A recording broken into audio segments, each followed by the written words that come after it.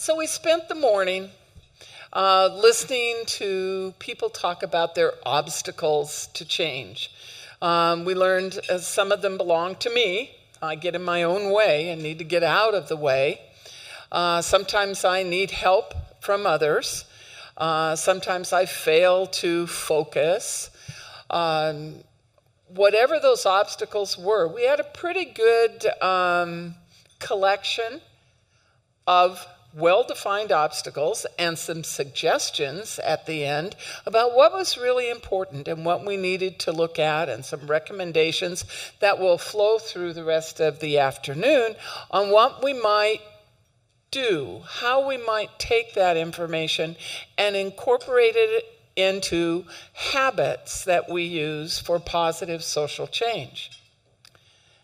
So we are really fortunate at this point then to be able to listen to words of wisdom.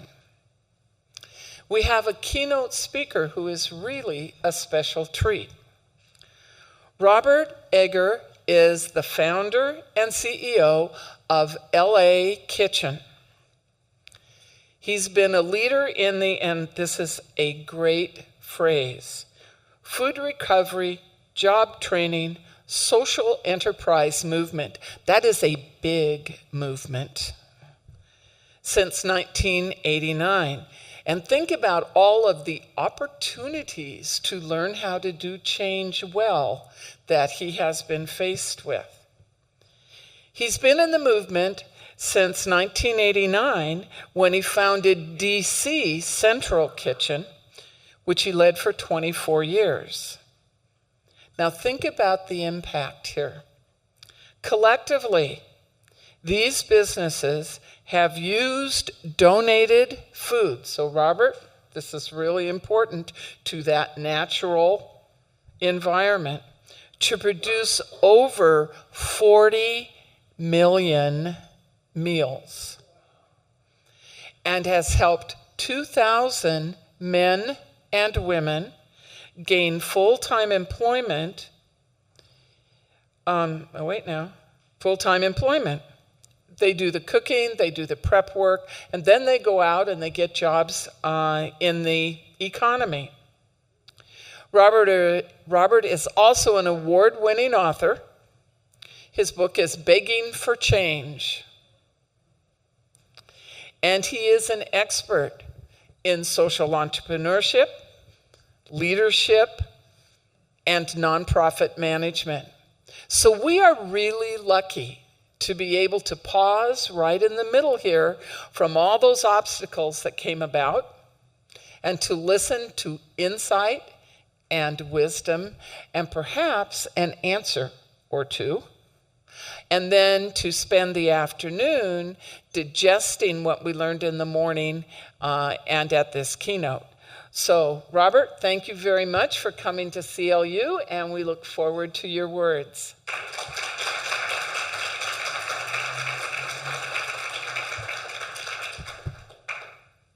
I promised I would stand here. Normally I'm a walker, but I'll just stand right here. It's such an honor to be here. And I must admit, I love Claremont in general. I actually went there earlier. I was talking about having to adjust. I showed up at the wrong hotel this morning. Oh, it's fine. You know, it's my own fault. Sometimes I'm a little bit so excited by big things that I rush too fast and miss my cues. Anyway, this is a fun opportunity because it's something I like to talk about, which is how do you overcome obstacles? And, you know, sometimes when you hear the cumulative effect of decades of work, it is fun to hear it. I mean, it's like, wow, I've done a lot. But I sometimes think about the insane barriers that we all have to overcome, you know. And it was funny because, just so you know, I ran nightclubs. We were talking earlier as a young man, and that was my great dream. And just so you know, the way I think, I was 10 years old here in Southern California as a kid. My pop was a military pilot during the Vietnam era. And as a 10-year-old, and a very wide-eyed, enthusiastic 10-year-old in 1968, I was witness to Dr. King's assassination, Robert Kennedy's assassination, 2 months apart. And there was a great sense of, wow, as a young person, I could not for the life of me figure out why they murdered these two guys, And it's, in hindsight, you forget that they were young men.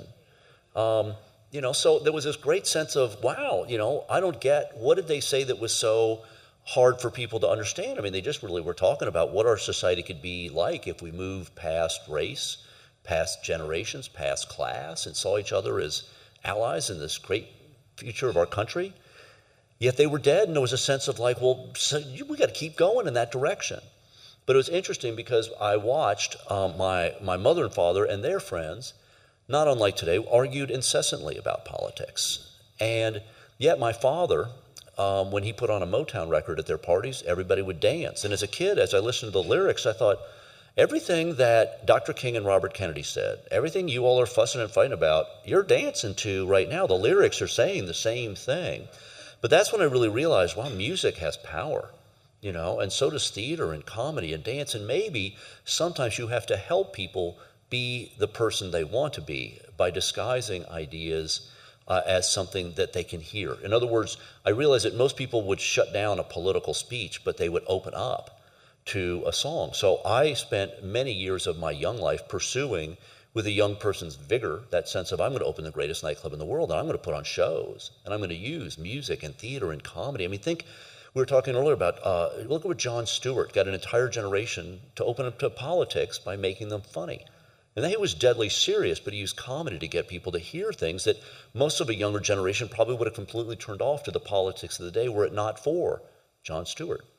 So I became fascinated, and I spent most of my young teens and 20s pursuing this vision of how can I open a really great nightclub in the nation's capital where we had moved, Washington, D.C., and how could I potentially use this Trojan horse approach. I had seen the movie Casablanca a little bit later and was marveled at this idea of Rick's nightclub, which was, in effect, in the movie, which is so much dated now, but nonetheless, everyone was flooding into Rick's for two basic elements of freedom. There was either the immediate freedom of a night out, a sense of I just want to pretend the world isn't gone, that I know, and that I can go out and pretend I'm where I was 8 months ago. So that was there. It was all, Rick's functioned really highly that way. But if you wanted to get out of Casablanca, when you really watch the movie, if you get a chance to watch the movie again, every conversation when you go into Rick's, people whispering, they were all arranging to get out to the deeper metaphorical freedom of America. So I became mesmerized in the idea of what you think you see isn't what it's about. There's almost a trap there that takes you to a different place. And so when I started thinking about my nightclub, it was in this context of a Trojan horse. We have to acknowledge sometimes that when you think about the story of Troy, we oftentimes think of it a weekend romp. Most movies have made it out to be a really fast thing. It was a 10-year siege. And Agamemnon, the king, had done, in theory, if you follow military history, done everything the traditional way. And it wasn't until Odysseus, a younger person, said, in effect, let me take the wood that we have used in a traditional format for 10 long years, and let me try a non-traditional way. And the next day they were in the gates. And so to me, my way of thinking, and this is spurred very much by a young man's and a current older man's sense of this fierce urgency of now. So when I was young, and even to this day, there's a sense of this can't wait. We can't dawdle. This has to happen. And so a lot of the things I look for is how can I get people to be, and I always say I'm not in the nonprofit business. I am in the bravery business. My job is to help people become brave enough to see in themselves, in their neighbors, something different, to open up and maybe think. We were talking earlier about the American sense of ideal and the Ken Burns documentary on Vietnam and how Americans still want to see themselves as I'm being filmed here. This is where that's probably going to come back to haunt me. But we see ourselves as invincible, morally right. And it can be very difficult for Americans sometimes to struggle with our own history and acknowledge the debts we owe, the apologies that are deserved, and a variety of other things. So the reason I bring this up is that I firmly believe that most people are genuinely decent. They're just afraid. They want to hold on, as most do, to their bigotries and stereotypes or their false ideas because that's what makes them safe. And as much as we think this is an important conversation, many people, again, are terrified of what that would mean to their world, their sense of order. And so helping people, once you realize that sense of, okay, I get it, you're afraid. Okay, now I can reason with you. Years ago, when I apologized to the younger woman in the back there, she's not even looking. But anyway, years ago, I got this little heart here on my finger. So, because as a young man, it was tempting to use this finger a little bit too much, if you get my drift. But it's that sense of, if I'm going to meet somebody, I have to realize I'm not any smarter than they are. I'm not better. We can sometimes take a moral superior tone. How can they not understand? Are they stupid? And it's like, no, they're not. Don't approach people that way. So this is always trying to remind me, don't be a hater. Put it away and meet people where they're at. So anyway. But anyway, I ran nightclubs, and I went out one night to feed the poor in Washington, D.C., somewhat reluctantly. And during the course of driving out, I asked, innocently enough, just frankly, to hide my nervousness, because I was afraid of, again, I harbored stereotypes about the homeless and what they would be like in the intimacy of a face-to-face, which is what I thought it was going to be. But it turned out, we were driving to hide my nervousness. I asked where the food came from and found it was purchased at one of the biggest grocery stores, and thought, wow, I work in an industry that throws away a ton of food every night. And I was thinking about that, but more importantly, when we arrived, there was this long line of men and women in front of the State Department in the rain, all huddled up, waiting for this truck, as they did every night. And as we dutifully started serving people, I was up in the warm truck, serving the poor, doing my good deed. I couldn't help but feel like I'm the one getting served here. I mean, I'm up in the warm truck. I get to feel good about myself. I'm going to go home, and it's almost at the expense of this person. And in fact, as I've said many times, what I witnessed that night was charity, which is based on the redemption of the giver, not the liberation of the receiver. And so my thing was, look, man, redemption's fine, man. We all want to be redeemed. We're all flawed humans, but not at the expense of another person. There's got to be a way to do this. So innocently, and this is germane to our conversation today, innocently, I just came back with a little business plan that I thought I would offer the charity, saying, in effect, you might not realize this, but every single night in America, we throw away all this amazing food. And this was Washington, D.C., during an era of resplendent galas. And I thought, wow, you can go all over. And frankly, if you just provide a little bit of a health code approved process, a little refrigerated truck, so that restaurants wouldn't feel like they might be sued, you can get tons of great food for free, and you can feed more people better food. But for heaven's sakes, offer them a chance, bring people in off the street. See them not as mere recipients of charity, but people who need an opportunity. So create a cooking school.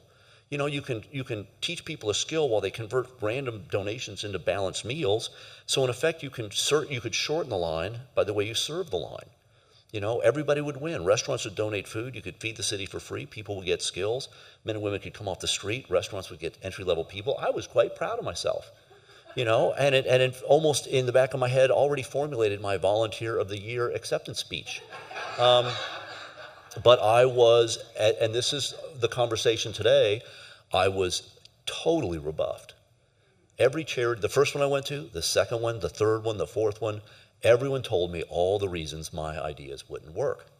To the point where it became clear they were so insistent on maintaining the thing that they were comfortable with, that they wouldn't imagine, they couldn't see past it.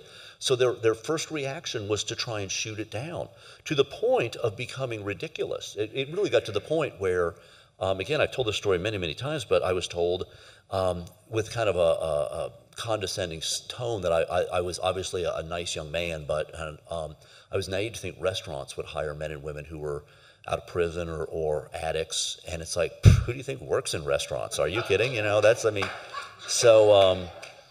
Anyway, but I started the DC Central Kitchen because no one else would.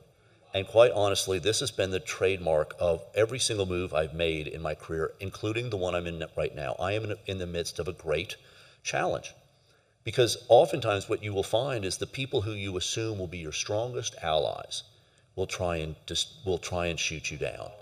And that can be a really bittersweet thing when you really stop and you realize, wow, you're not only you should be my friend. We should be doing this together. Imagine how far we could run, what we could achieve together.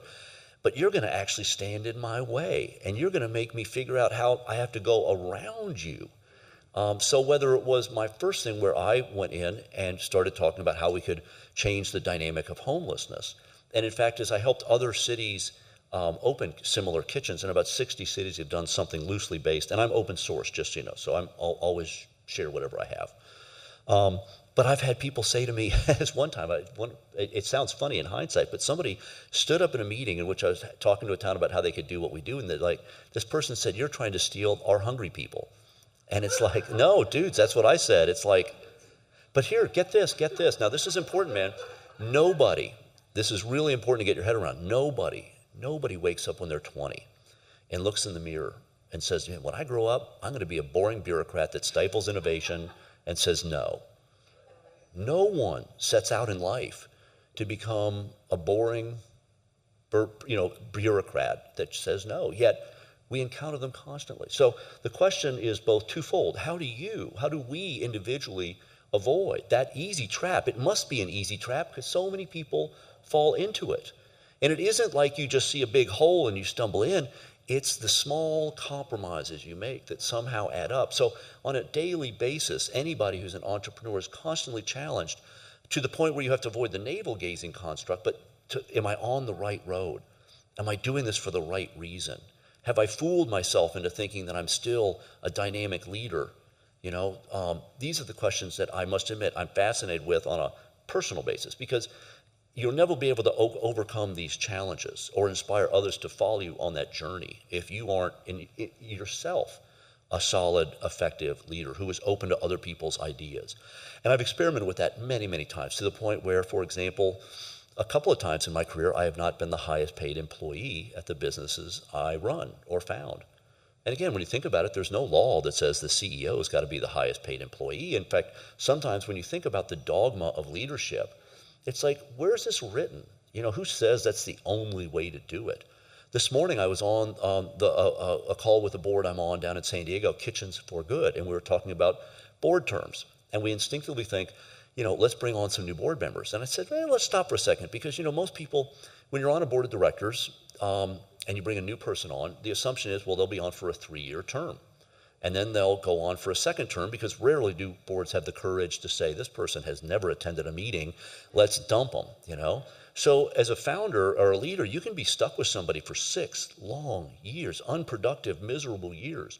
So one of the things I suggested is, look, we always get to play around with the rules, and it's important to sometimes not fall into the trap of routine. Why don't we experiment with the idea of a project-driven board?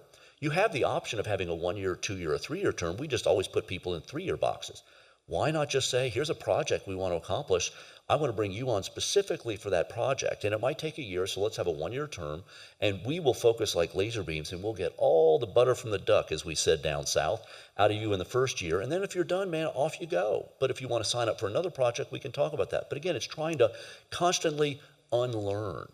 When I was a young man, the assumption was when women and people of color assumed leadership in America, things would change. But I watched a whole generation of women and people of color assume leadership and only act like white men. They just mimic the same behavior of what we think leadership is. I'm the boss. I get that parking spot. I get to yell. I get to go home early. You get my point. So it's very important in your own careers to really challenge yourself constantly to make sure you are staying true to the path you set for yourself. And particularly, I think, for younger people in general, but anybody of any age, it's also to define for yourself what is your version of happiness and success. We were talking early at one of the tables about, and I'll segue into what I'm doing here now. I came to Los Angeles because, A, I had spent many, many years talking about leadership, and I felt it was time for me to demonstrate the power of a founder leaving. I had built something very strong. It was stable. We had good money in the bank. 140 employees, 60% earned income, time to roll. Now, it was very strategic because I was 52, 53, and if I was going to make a move, that was the right time. But I also was hyper aware of an issue that I felt I had particular skills to address. Now, I became fascinated by probability as a young person.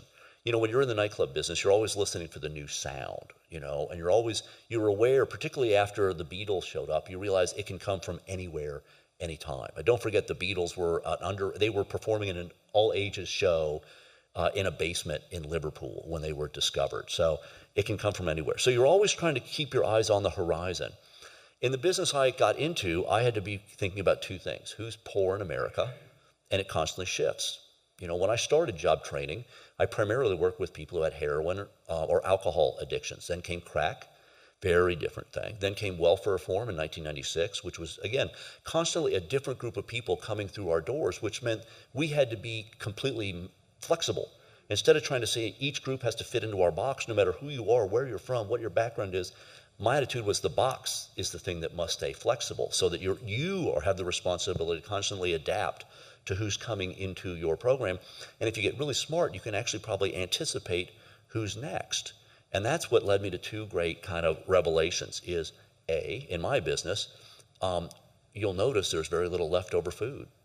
You know, that era of giant groaning things outside of maybe, you know, Morongo or Vegas, there's very few, this industry doesn't throw away food anymore. So I came out here because fruits and vegetables are the future. They represent over half of what's thrown away in America, primarily for cosmetic reasons. So by locating in Los Angeles, I had a whole big supply of beautiful, healthy food. And now I also have been very fixated on the Central Valley because it represents to me the biggest pharmacy in the history of the world when you really think about food and medicine, right? But the other issue that's really germane today is the fact that I became aware after a speech I gave to the Meals on Wheels Federation of America in the early 2000s. And I was talking to their CEO, and she told me there was a waiting list in half of American cities for Meals on Wheels. And I just did one of those kind of mental double takes. And it's like, wait a second, it's 2003. Baby boomers born in 1946. The baby boomers haven't even started turning 60 yet. 3 years from now is when they start turning 60. There's 80 million of them. And you got a waiting list now? And that's when I became really fixated on this issue of aging in America, which is probably one of the most profound issues we'll ever face as a people. It will test our mettle as a people economically, socially, politically. So I became fixated on this issue of, wow, we got to get ahead of this. Now, there's three kinds of leaders, brothers and sisters. And particularly in the world of change, you have people who have their head down just trying to make it happen today, just trying to keep the lights on, make payroll. And that's a full-time job for 90% of the men and women in the nonprofit sector. It's a hard road to keep the lights turned on, you know, and the mission going strong. So I can dig that most people have their head down. The second group, and it's people like yourself today, you know, you take some time, you get to think, you get a hunga-munga speaker comes in to talk to you, and you might hear about the future, and particularly if it has to do with the fact that, wow, of all workers in America between 45 and 60, half don't have $10,000 in the bank for retirement. The fastest growing ranks of the unemployed are women over 50, my sisters, you know. It's easier for me to get a 30-year-old felon a job than it is a 50-year-old professional woman in America right now. So you start to put these things together and you start to realize, dang, there's a real serious issue coming. Now, most people, when they hear that, think, oh, man, that's going to hurt. Ooh, I'm going to wait for it to come to me, you know, and it's going to be bad. And they start to fret and wait. But I think the third kind of leader, and I know it's the men and women who come to Claremont, it's the kind of people who say, in effect, you know what, that's bad, and the odds are against me, but I can't wait and let that happen. And as crazy as it sounds, I'm going to march out today and see if I can do something about it today. It is unwritten. Now, you have probability, but it's still unwritten. What can I do today that could fundamentally change that? So that's what brought me to Los Angeles, home to the largest concentration of older people in America. There's no other city proportionally that has as many people as old as we do. Now, again, it's just proportional. Every city has got a lot of old people. But I thought, wow, how fascinating. Here's a place where you've got an incredible supply of food. And it's going to be interesting because, again, you can see a generation of older people who, must eat differently. Part of the experiment is saying, look, economically, I'm not talking about environment, I'm not talking about sustainability, I'm not talking about health. Just economically, you can't feed all these people who will be inevitably in need of a meal meat every day. It's just economically, you can't do it. So if I go to Los Angeles, there's a chance that this is going to be a city where you'll have an early adopting older generation that will eat vegetarian, they'll be open to vegan, and a lot of other healthy things because of the culture of LA. So it's like, cool, if I go to LA, I can get the incredible healthy fruits and vegetables.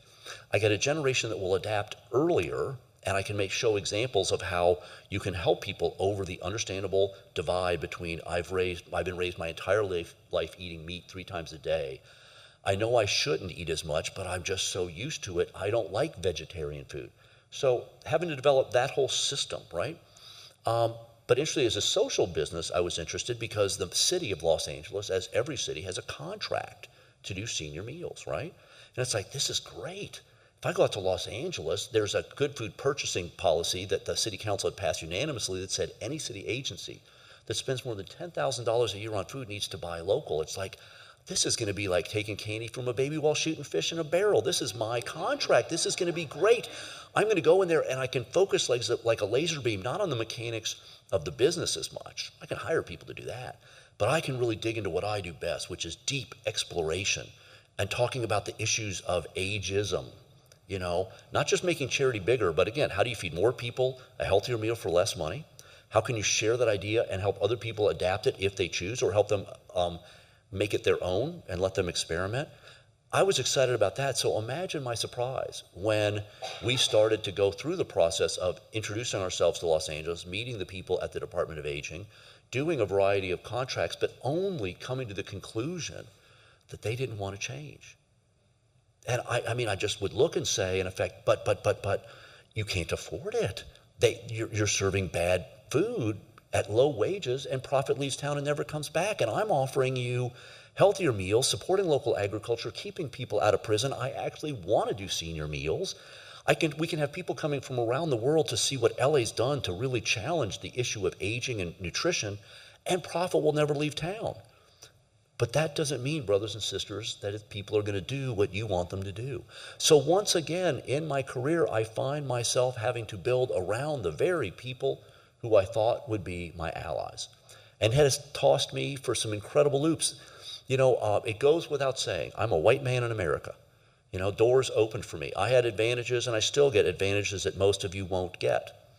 You know, people look at my career and they think sometimes that I did it on my own, or I have some great leadership skills. I'm good at what I do, but dudes, I'm a white dude in America. The doors opened for me. When I called the Republican National Committee in 1988, before I opened, called up and said, George Bush Sr. is about to have inauguration. Can I have the food left over? That was a white dude's confidence that felt I could just call up the Republicans and get on the phone. And it was the cadence of my voice. It was my name. It was things like that. Now, when the kitchen started going, here came cable television, and here came the internet. And suddenly there I was training homeless people for jobs. Are you kidding? CNN came running in there. They couldn't get enough of that story. There's people a lot smarter than me out here in Claremont, but they were never going to get the President of the United States coming down and standing next to a felon and chopping vegetables together. They were never going to get that kind of opportunity. So I've always felt essential to share. This is part of the reason I'm here. And I go anywhere where I'm asked to share because I have advantages. And I'm obligated to help you out and to share the ideas and the mistakes and pitfalls I've come up with. But the point is, even with all my benefits and all the bona fides I've got, I still get pushback constantly. It doesn't get easier. You know, in fact, again, there's so many different sayings you could use. When the going gets weird, the weird turn pro by Hunter S. Thompson. I could keep going on and on. But the reality is I have had in the last 8 months to completely readjust my business plan. You know, basically the income stream I had counted on, and I borrowed $2 million to build that kitchen. Because again, when you move from one city to another, you can't just come into a town you don't know and do a capital campaign and spend a year and a half raising money. I had to go out because I was saying, man, tick, tick, tick, 10,000 people a day, it turns 70, it's coming. We need this now. So I borrowed $2 million that I got to pay back. And suddenly the income stream that I counted on, just on Business 101, I didn't get it. So I had to readapt suddenly and figure out, okay, how am I going to make money so I can pay the staff and employ people? How can I make it in a way that feels like I'm still pursuing my mission? You know, I didn't come out here to make money. I came out here to make change how I make money. It's easy to make money. There's an old saying, J.R. Ewing, one of my favorite villains, once you give up your integrity, the rest is a piece of cake. You know, how do you hold on to your integrity? But that idea, that's just a long-winded way of saying that it never gets easy. And you don't want it to be easy. The thing is, what you have to do is become the kind of leader that doesn't submit. You know, and people ask, what's your secret? It's like skin on your teeth, baby, because you get by that skin on your teeth all the time. You got to get comfortable sometimes. Heavy is the head that wears the crown. You know, when you're making payroll, When everybody looks to you, and says, are we going to make it? And you have to have that sense of confidence that people actually believe and will continue to follow. I feel like I'm on a very, very incredibly important journey, but it doesn't mean I don't mess up all the time. I always say, man, there's a difference between a boss and a leader. Boss is the person you want to push off the cliff, and the leader is somebody you want to follow. But the reality is I'm a really bad boss. I'm a leader who tries really hard to be a boss. I learned long ago, that's not my skill. One of the reasons, as I suggested earlier, I'm not the highest paid person. I really want to find the person who has the skills that I desperately need so I can do what I do, but I need to hire that right person. So knowing yourself, being true to yourself, never trying to convince yourself that if you just keep working hard, you can do things that aren't in your nature. Focus on what you do good. But at the end of the day, I just want to reiterate, and we can open it up and you can ask me any questions you want, but just reiterate that sense of the insight you have to have on yourself. What are my skills? What am I good at? You have to have, to a certain extent, that process that you go through that allows you to go back into the breach each day. I was a runner when I was a young man, and I wasn't a fast runner, but I was a runner. And on the way out, I'd be letting it all go, forgiving my enemies. On the way back, I'd be plotting their death once again, but it was a process. I could let it go, and I could go back in, Sadly, now it's tequila, but what the heck, it's my process. But, the point is find that process. It could be your faith. It can be your family. It can be that physical thing you do, but find that place where you can find the balance, because you can't burn yourself out, And it can be very tempting sometimes. And again, like I said, man, this year I have, like many people in my position, you go through phases where it's difficult to sleep at night. Man, how am I going to make payroll? And I haven't sweated payroll in a long time, and I'm 59, And it's that sense of the stamina it takes sometimes, and the faith in your own vision, and oftentimes the faith that what you do is important, because there's a human being out there. I was talking with someone the other day. I was speaking at a mental health conference, and I followed a speaker, and we were talking about mental health and how sad it is in America. I'm sorry, what's your name? Carrie. We're saying, in effect, if Carrie was walking out of here and fell down and broke his arm, we would all rush to Carrie's side, and we'd help Carrie up. Somebody might take him to the hospital. They'd be sending pictures back. Carrie's okay. But if Carrie had a broken brain, we push Carrie out. We don't want to hear from Carrie. So I'm always fascinated by that issue of, but these are important things. When you think about that, and in fact, I was talking about John Hinckley. Remember the young man who tried to assassinate? His parents loved him. They were a family of faith. They were a family of means. They loved their son. They took him to the doctors. They did everything they could. But like so many young men and women who suffer from schizophrenia, he went off his meds, and it got to the point somewhere down the road where John just disappeared into America. And the only thing his parents could do was get on their knees and pray every night that somebody was out there taking care of their son. And for many of us, that's what we do. So to a certain extent, you have to steel yourself for the journey, but part of that steeling can realize the work we do matters. It really does. There are human beings out there. And whether it's people who long for that spiritual faith, whether it's people who long for physical, connections, this is what we do. So while it is always a challenge, if I can offer one piece of advice, and I really do this a lot, I'm a really mad believer in the power of friendships, and how rare it is now that we send each other written acknowledgments of how dear we are to one another. I send postcards. It's really easy. It's very small. It doesn't take a lot of time, but how easy it is. I travel with postcard stamps, but just how easy it is when you see in the lobby of a hotel, you'll see a big stack of things, and it'll be the state flower. I'll pick 10 of these up, and I'll just write on the back, "You're prettier than this." Boom, send it off. But it's acknowledging to my friends that they're important to me, because there are times when you need your friends, the times when you are down, the times when you feel beaten, the times when you think, I can't submit, but how can I go forward? Those are the people you can call on at any hour and have the kind of, sometimes just someone to help you literally sometimes off the ledge. But that's only when you're the kind of friend that people pick up the phone for. So again, be a friend with friends. Don't underestimate how essential it is to have people in your network, and how important it is to nurture those friendships. Liking things on Facebook is cool as all get out. And one of my favorite things to do is I wake up first thing in the morning, Facebook birthdays. I love Facebook birthdays. Every day, man, whose birthday is it today? Oh, look at you, 59. Oh, So anyway, I'm just rambling now. I'll tell you what, I'm going to close it up, and you all can ask me any questions you want about leadership, change, perseverance, however I could do it, whatever you need. Oh, thank you. No.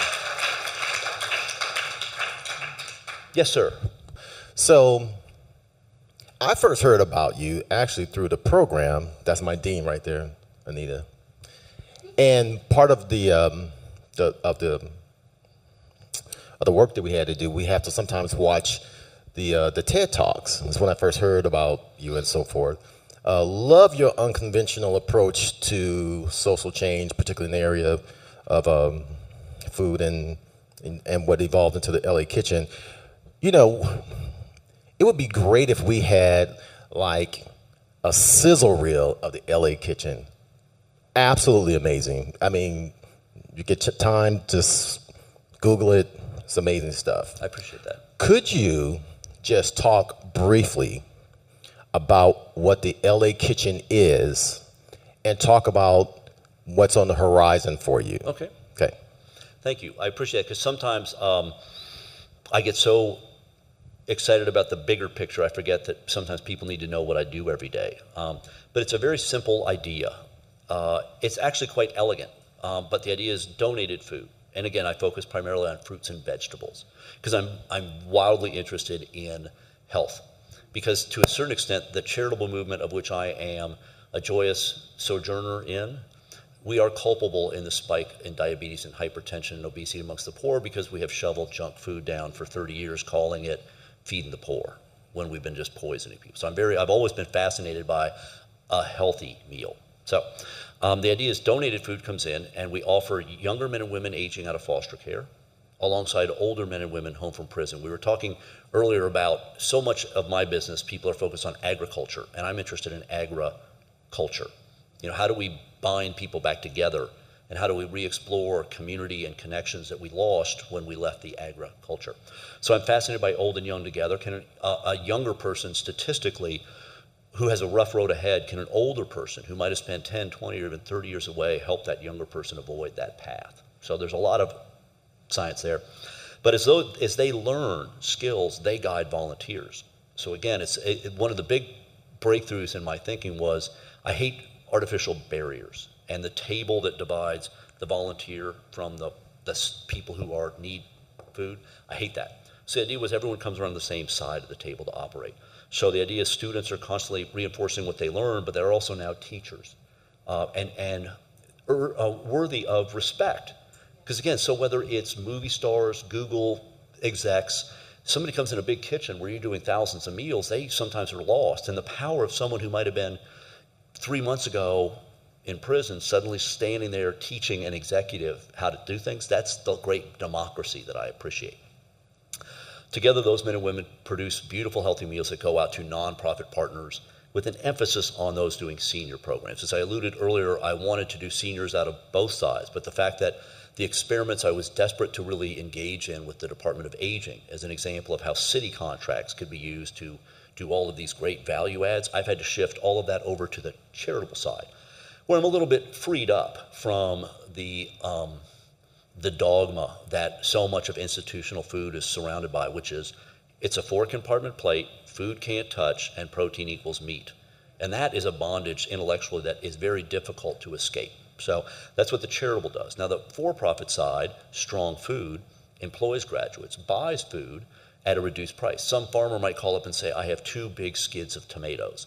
We can say, great, donate one, and we'll give you a tax deduction for that, but we'll buy the other one at a fair market value, often at a reduced price, which allows us to reinvest that in wage. Then we go out and compete for contracts. Now, one of the things, as we looked around this year, what will be our income stream? We have a lot of small projects. For example, we do a variety of snacks for SpaceX and USC and a new business called Imperfect Produce, which is a CSA box for imperfect produce. So we make things like apple chips and beet chips to put in the box. It's good. Actually, we make $1 per bag. It's not bad business. It's just not what I didn't particularly come here to make chips, but got to do what you got to do. We also do an organic baby food for national distribution in which we produce it, they distribute it. And of course, we take any of the surplus baby food and deliver it around town to maternity programs. But the one I think that's going to be the most compelling for us is an opportunity. Now the airport just came by and said, look, we've got this grab-and-go sandwich kiosks everywhere. Would LA Kitchen be interested in doing your own brand on stuff, right? Now that interests me because A, I can create a whole shift and employ a lot of people doing that. And so now you got 2 shifts of income. You got the baby food and the chips, but then a night shift doing this. So you got 2 streams coming in. And I want to use every ounce 24/7, 365. Never close the doors if you can create a job. But it's an opportunity for me not only to sell our program, not only employ people and buy local food to do it, but on the label, I can help people see the power of social enterprise. And to me, social enterprise is what I like to call economic Buddhism, the middle path between .com and .org. You know, it's this beautiful new hybrid that challenges the orthodoxy that it's corporations' job to extrapolate as much profit. I really want to show people the power of just buying a sandwich, how many people you affected. There's a farmer who's now solvent. There's somebody who isn't going to go back to jail. There's all these different ways in which they can see, I just bought a sandwich and all that, because I want people to see the power of everyday purchase. So that's what we do.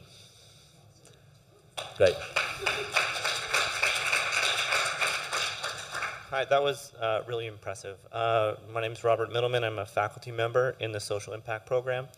And a question I'd like to ask entrepreneurs, social entrepreneurs in particular, and not to take it too literally, but what keeps you up at night? What's the biggest challenge you face with LA Kitchen, and what are some of the strategies you might employ to overcome those? You know, my greatest fear is just it's this issue of aging. I mean, it is profound, and I hate to trade in dire. You know, when you're trying to get people to see an issue, it's hard to say bad stuff is about to happen. But there's some real serious issues here. You know, the majority of people are going to live 10, 15 years longer than they have money in the bank. So as much as we might, for example, be excited in Los Angeles about efforts to get chronically homeless off the street, that doesn't mean there's going to not be another group of people falling into homelessness because we didn't have the courage to see this reality. And what I've discovered, and this is a fascinating thing to ponder, in our business, I have to compete with people who, in my opinion, have exploited the issue of childhood hunger to the point of projecting the sense of choice that you have to choose between a kid or a senior or anybody else. The reality is there's more than enough food. All hunger is wrong all the time, period.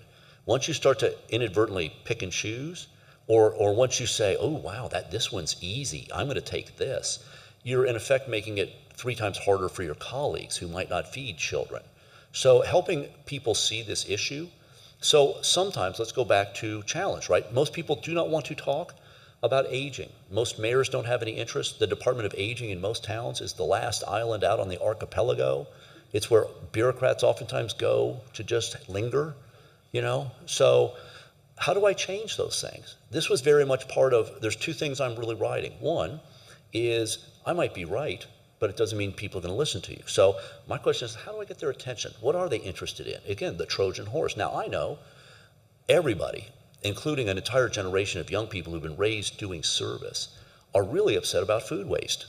You know, so it's like, okay, great, they're interested in food waste. If I can get them to see the folly of throwing away an apple because it has a wrinkle in it, it doesn't take much to then just deflect it over and say, well, what about this human?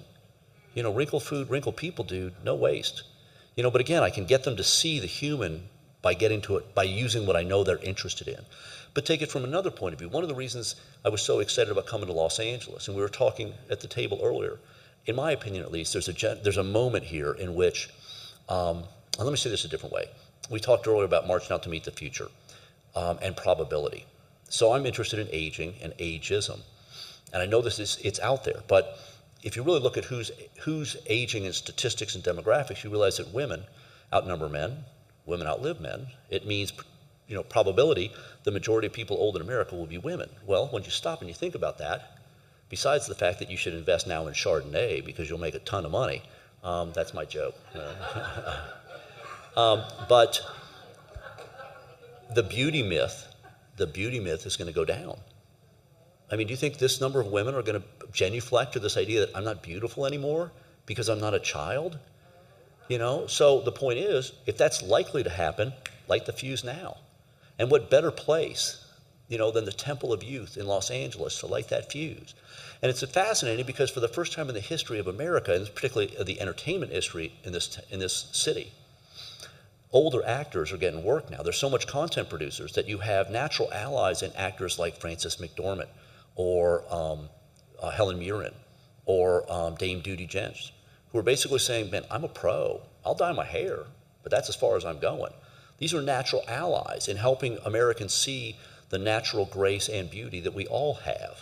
So whether it's helping people see it through the power of the metaphor of a wrinkled piece of fruit and how ridiculous it is to throw that away when you can see with just a small flick, see the beautiful fruit that's still inside, or whether it's aligning ourselves with a generation of actors who will be living examples of self-love, without the need for all kinds of extra stuff. These are powerful allies. So again, it's meeting the challenge that keeps me up at night, but not just arming myself with right, wrong, good, bad.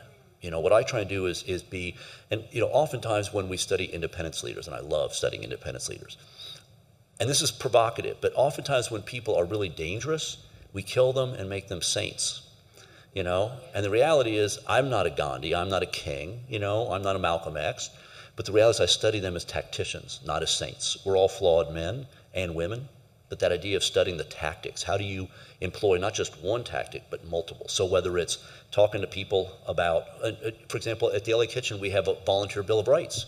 Because I know thousands of volunteers leaving our kitchen every day, thinking new thoughts, talking about not talking about us, talking about what they learned. If I can make that something that I set out to achieve every day, so we have a volunteer Bill of Rights saying you have the right to ask us any questions. You have the right to know what impact your work made in the community today. How did the work you do today change LA tomorrow? In effect, by saying it's their right, I'm actually inviting them to ask me questions that will allow me to then tell them what they did.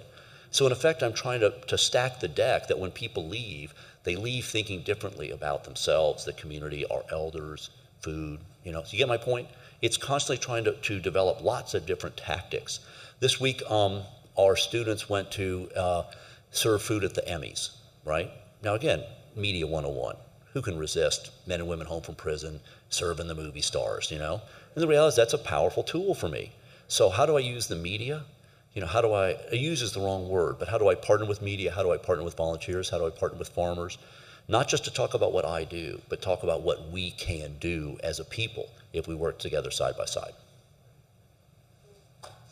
Good? Now again, I'll stay here all day, but you just tell me when my time's up. Hi, Katie Wallach, not master's yet, but ethical leadership. I wanted to know if you could talk a little bit more about the endurance and perseverance through not just the no's, but the people that you thought would be your allies that are then your adversaries. You're stealing the hungry people. I face that a bit with the service that I do for my union, and where I feel like it should be a partnership, it becomes more of a challenge for the people we serve. Yeah, I'd be happy to talk about that. It's disheartening. Oh, it totally is. Now, I'll tell you, I'll give you a good example. Is in my business, a very poor metric for success has always been pounds moved, how many pounds of food I moved. But pounds can disguise a lot of bad nutrition. It's a really bad metric, but I understand people's need to genuflect to it. So part of what I want to do, if I don't like that, and I've tried, and the groups that you think have the ability to maybe change their language that would help the public see beyond that when they won't, then the question becomes, okay, if I can't necessarily convince them, I don't want to give up on them. But again, I have to employ other tactics. So, for example, in this situation, I'm very interested in how can I create an alternative metric that gives our business credit for thinking differently. At the same time, how could a potential new metric steal the thunder from the old? Another way to say this, I did a speech recently in New Hampshire for nonprofits, and I kind of baited them with this idea of suggesting that the most important word for us as a sector right now in these tough economic times was merger. And I watched them almost to a person, just, I don't want to talk about that, two become one, but it's like Exhibit A. That's not what I meant. But you all went there because you come from a place of weakness. You think automatically in a subservient tone that we're weak, ergo we must come together. Let's talk about it a different way. So for example, this model is, if I would love to see the typical relationship that consumers have with corporations change. I can be mad at the corporations, or I can inspire the consumers to purchase differently. So imagine if the nonprofits of America came up with a seal of approval that said, in effect, look, when you shop, we have 70 million volunteers. Imagine if we said to 70 million volunteers, when you leave here, thank you so much for volunteering, but we're not going to solve the problem this way. But when you leave here, the way you shop can. And when you see our symbol and you shop there, you're decreasing the need for us, because that business pays a living wage, provides childcare, gives people the day off to vote, a wide variety of other metrics. So again, if you can get consumers to behave differently, I believe that is this. There's a theory I love called the boycott versus the boycott. You know, the boycott was a proven economic model that Dr. King, Mahatma Gandhi, and Cesar Chavez really proved conclusively that if poor people don't participate, the illusion of power is revealed. But I became fascinated on, is there a way to use that proven economic power not to punish, but to reward and incentivize behavior? And so that's what I'm fascinated by. How can consumers, how can a generation 100 million strong, the millennials raised doing service, how can their consumption habits potentially incentivize and reward corporations to be more ethically, have more ethical behavior or more green standards? So I'm always intrigued by how can you not take on the fight yourself or feel like you are the lone person who has to go up against and vanquish your foes. The question becomes, how can I inspire? In the situation I'm faced now with the Department of Aging, I might be right, they might be wrong, but the reality is they have the power. But the reality is if I can organize old people to say, I don't like this food and I'm ultimately the person you're supposed to serve, I'd rather have them as my allies and them fighting this fight than me. That's going to go a lot further if the old people themselves feel inspired. So organize old people. And by the way, I tell everybody who will listen, man, there's gold in old, and wrinkles are the new tattoos. You heard it here first. Thank you. Yes. My name is Andrea Collins. I really didn't have a question for you. I just wanted to more so come from a space of gratitude and thank you for exposing us to your authentic self.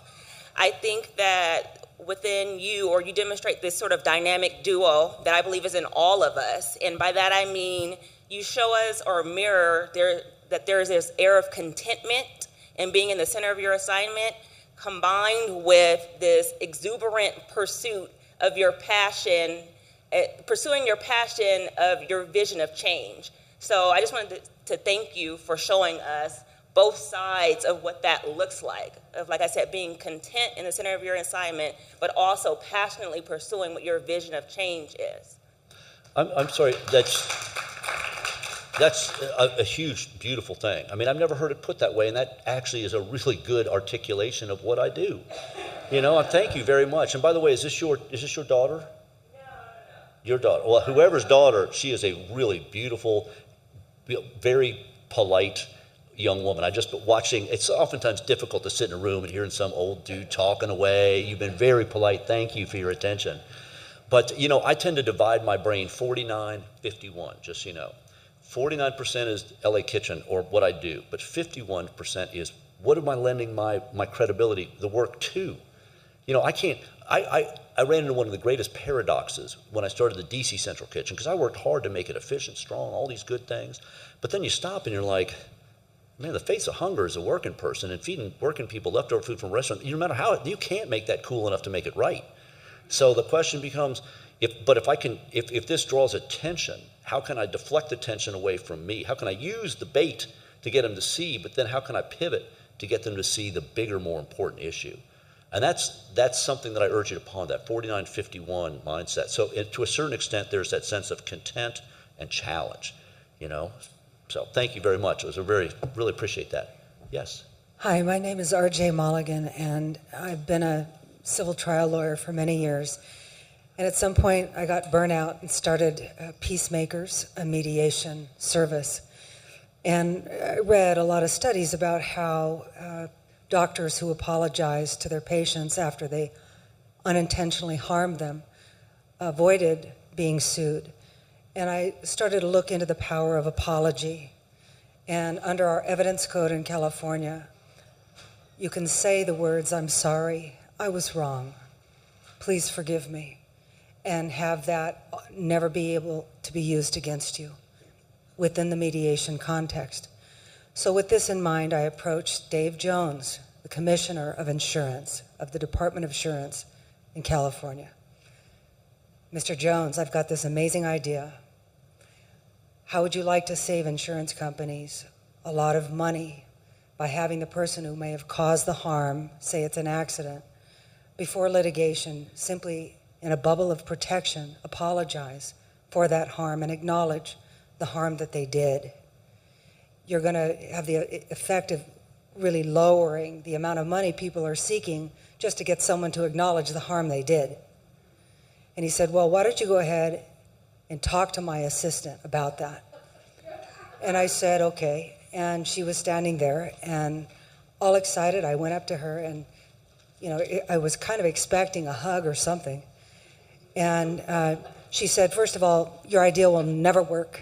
There's no way any insurance company is ever going to settle any case without first doing litigation with a bunch of depositions and discovery.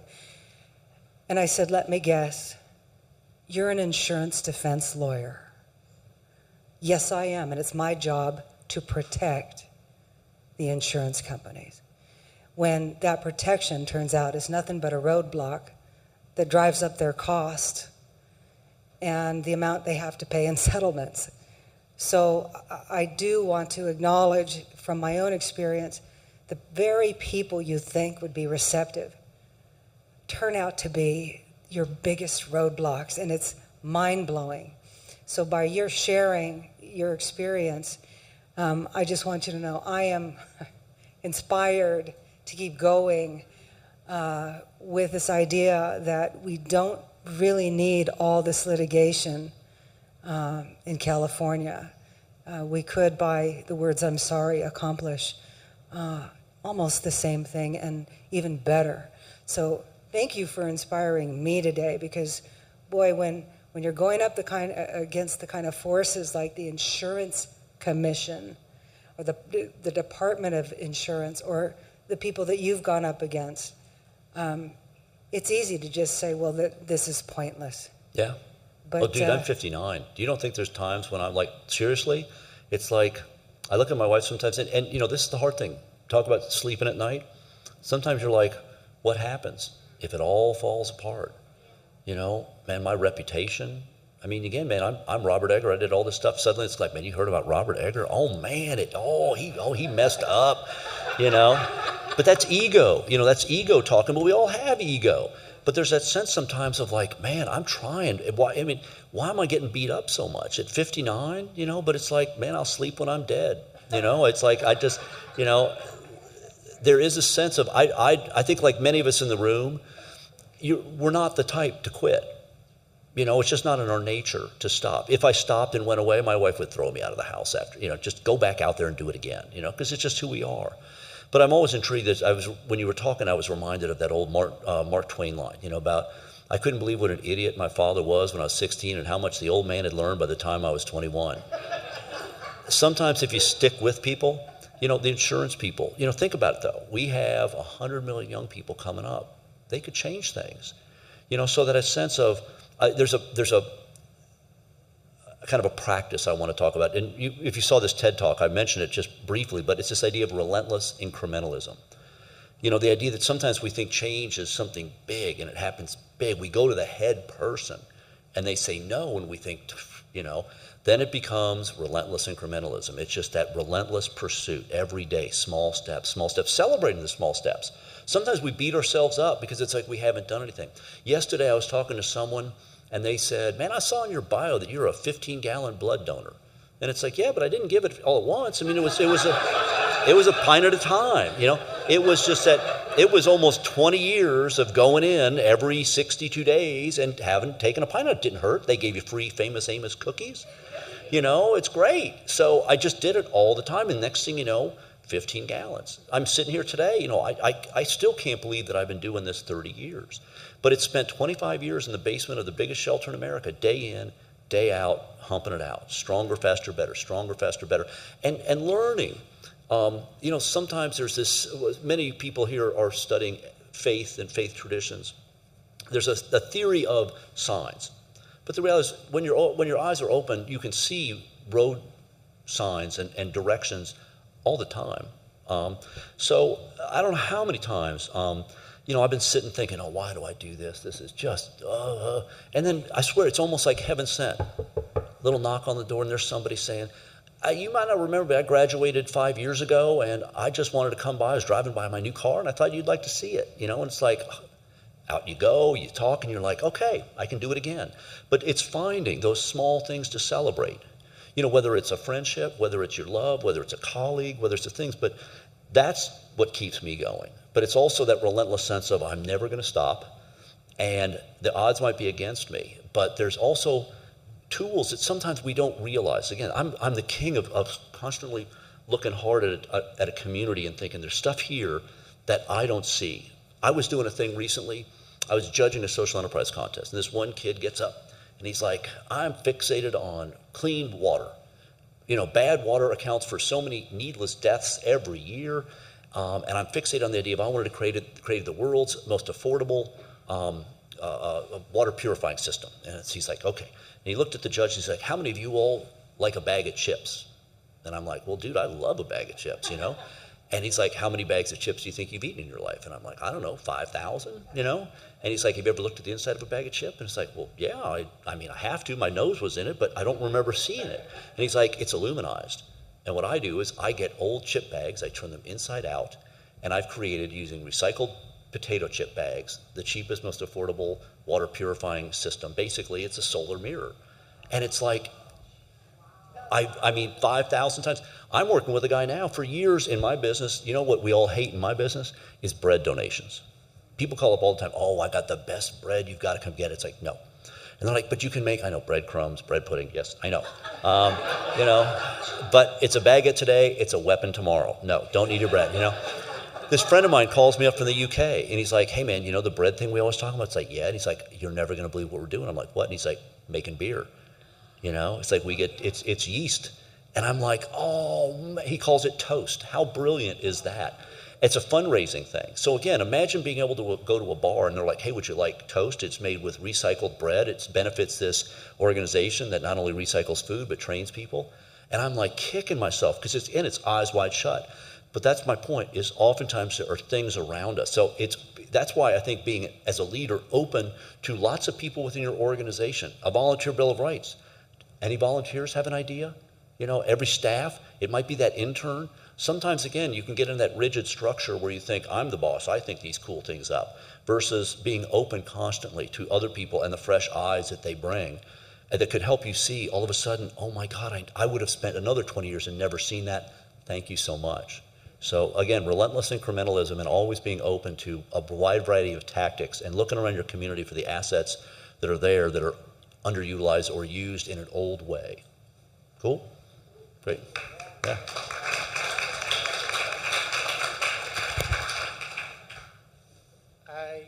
My name is Ali Al-Sadoun. I'm in the Social Impact Program. And I have a couple of questions. Yeah. One, if I give you $100 right now, what would you do with it? And if I give you $100,000, what do you do it? My second question, if I give you an hour, what are you going to do with it? If I give you a month, what are you going to do with it? Well, dude, that's pretty broad, Well, again, when I was a kid, I rarely talk about this, but I've talked with a few people who are here because they're interested in faith traditions and everything, but there was a parable, I think, but it boiled down to the idea of there was a master and 3 servants, and he gave them each equal amounts. And the first servant buried it, and saved it. And I'm like, that was a smart one, And that's the servant that got beaten by the master. And I was confused as a kid. It's like, dang, he took the safe way. He preserved the master's money. The idea is, no, you have to make something. Again, I gave it to you to use that. So I would always try and leverage that. So I would most likely try and come up with a really cool way I was going to spend that, but offer other donors a chance to match up to $100,000 so I could raise $200,000 with it. And then I'd spend the next 2 months telling all the people about all the cool things we've done with that $100,000 and why they might want to consider giving an equal sum so we could triple that impact. Cool? My pleasure. Well, very good. Let's thank Thank Robert you, Iger again thank for his you. time today. Go Claremont.